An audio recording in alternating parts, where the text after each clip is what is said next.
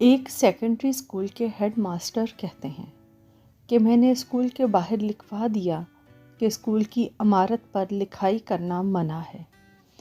ایک دن جب میں اسکول پہنچا تو کیا دیکھتا ہوں کہ کسی نے اسکول کی ساری بیرونی دیواروں کو انتہائی بے دردی سے سپرے پینٹ کے ساتھ خرافات لکھ کر اور گندے نقش و نگار بنا کر خراب کر ڈالا ہے۔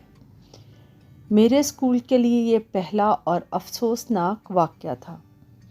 میں نے اسکول جا کر کچھ اسٹاف کے ذمہ لگایا کہ اس حرکت کرنے والے بچے کا پتہ چلائیں۔ حاضر و غائب کا ریکارڈ دیکھنے اور چند بچوں سے پوچھ گچھ کے بعد ہمیں ایک لڑکے کے بارے میں پتہ چل گیا جس نے یہ حرکت کی تھی۔ اسی دن میں نے اس لڑکے کے والد کو فون کر کے کہا، میں آپ سے ملنا چاہوں گا، کل آپ اسکول تشریف لائیں۔ دوسرے دن جب لڑکے کا باپ آیا تو میں نے اس سے سارا قصہ کہہ ڈالا۔ باپ نے اپنا بیٹا بلوانے کے لیے کہا۔ بیٹے کے آنے کے بعد اس نے بڑے دھیمے سے لہجے میں اس سے تصدیق کی۔ لڑکے نے اعتراف کیا تو باپ نے وہیں بیٹھے بیٹھے ایک رنگ ساز کو فون کر کے بلایا، دیواروں کو پہلے جیسا رنگ کرنے کی بات کی، مجھ سے اپنے بیٹے کے رویے کی معافی مانگی، اجازت لے کر اٹھا اور اپنے بیٹے کے سر پر شفقت سے پیار کیا اور دھیمی سی آواز میں اسے کہا، بیٹے، اگر میرا سر اونچا نہیں کر سکتے تو کوئی ایسا کام تو نہ کرو جس سے میرا سر نیچا ہو، اور یہ کہتے ہوئے چلا گیا۔ میں نے دیکھا کہ لڑکے نے اپنا منہ اپنے دونوں ہاتھوں میں چھپا لیا۔ واضح دکھائی دے رہا تھا کہ وہ رو پڑا ہے۔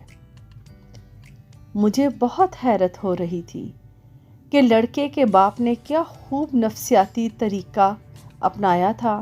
اس کی چھوٹی سی بات نے جو کام کر دکھایا تھا، ویسا نتیجہ تو مار پیٹ سے بھی حاصل نہ ہو پاتا۔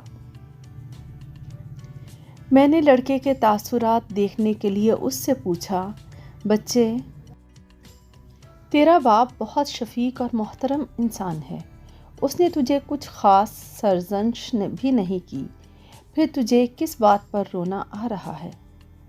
لڑکے نے کہا، سر، اسی بات پر تو رونا آ رہا ہے کہ کاش میرا والد مجھے مارتا اور سزا دیتا، مگر ایسی بات نہ کہتا۔